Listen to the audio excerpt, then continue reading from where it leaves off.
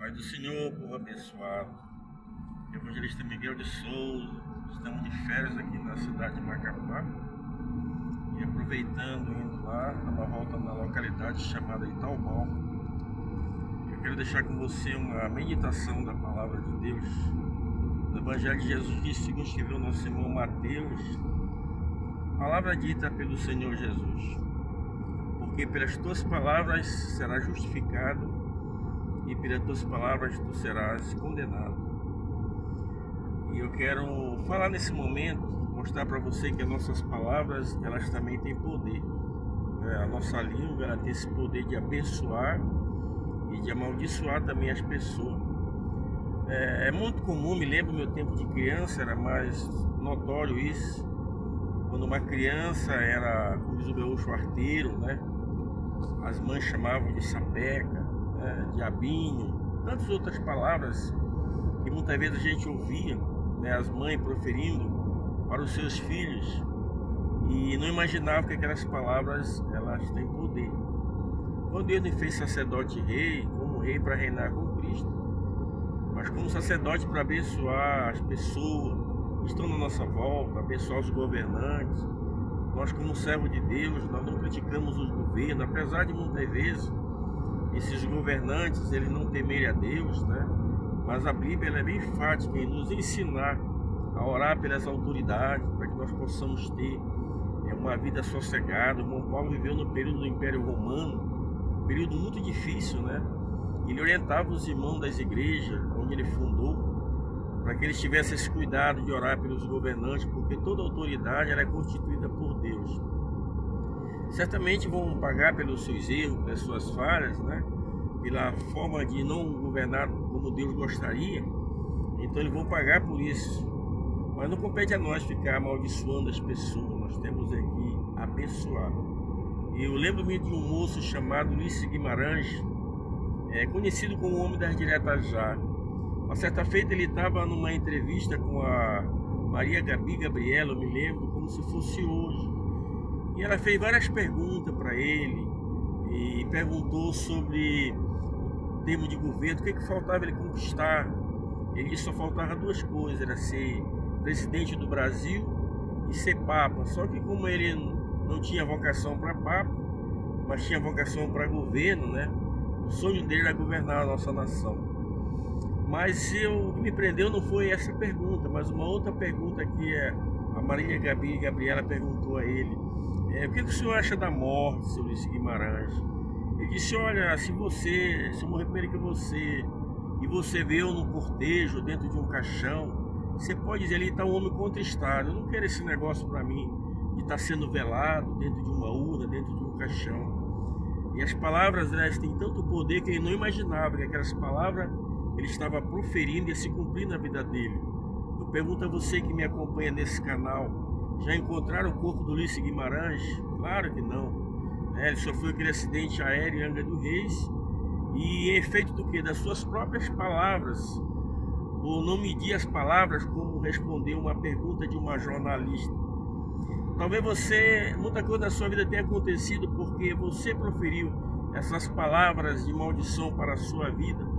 Nós lembramos para a pessoa de Salomão quando ele assumiu o reinado da nação de Israel no período do Reino Unido, e nós tivemos várias pessoas ali que Salomão, o próprio Davi disse, olha, tens o Joabe, no caso, né, que havia matado um dos comandantes, né, do exército de Saul, e a Bíblia Sagrada vem nos dizer que o próprio Davi, ele falou para Salomão, disse, olha, tem um Joabe aí, eu vou deixar sob a tua responsabilidade, porque na verdade o Joabe, eles eram parentes de Davi, ele era filho de Zeruia.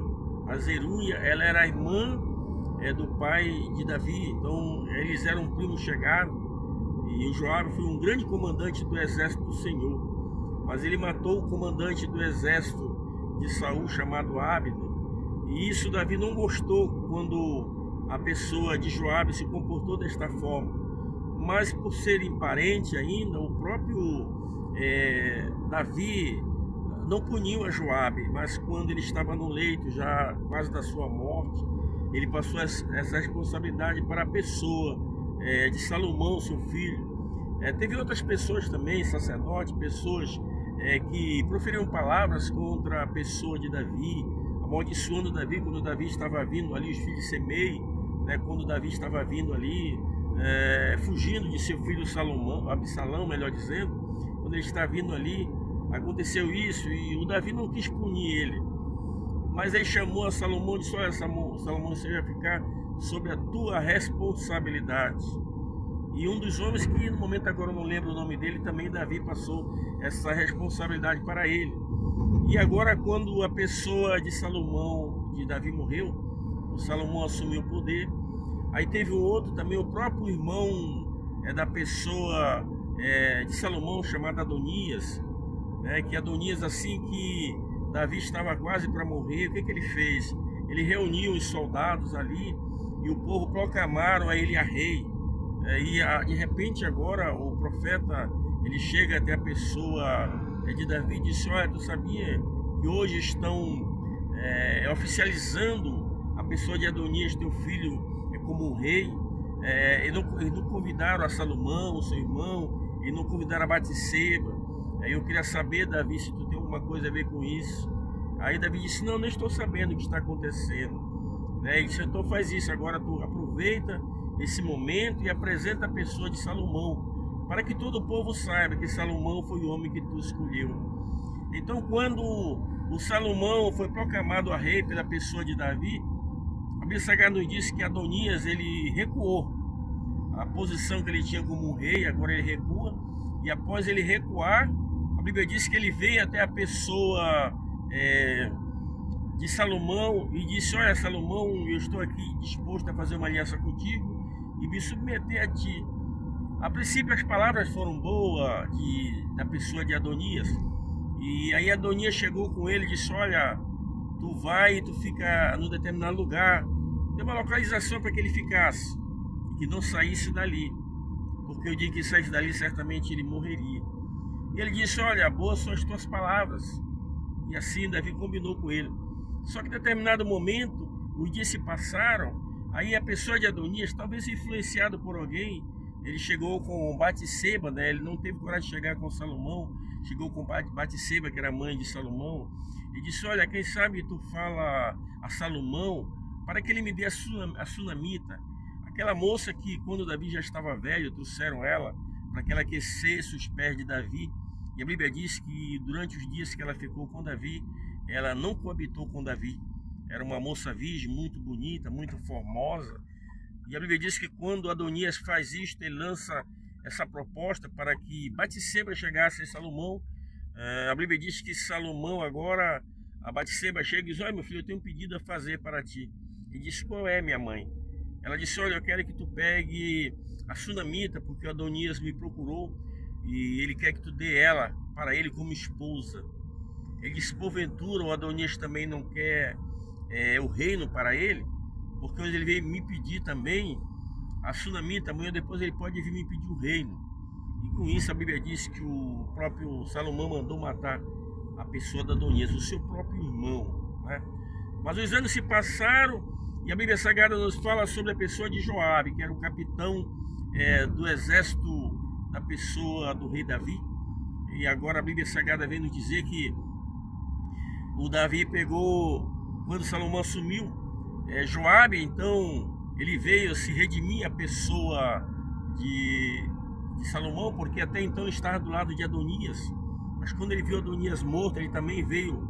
A Bíblia diz que ele estava agarrado sobre o altar ali, pedindo clemência para a pessoa de Salomão, e Salomão enviou e disse: olha, tu vai para uma cidade, mas tu não pode sair de lá, porque o dia que tu sair, tu pode ter a certeza que serás homem morto. Ele também disse para Davi: boas são essas tuas palavras. Só, irmãos, que a vida, ela muitas vezes, ela nos apronta algumas surpresas.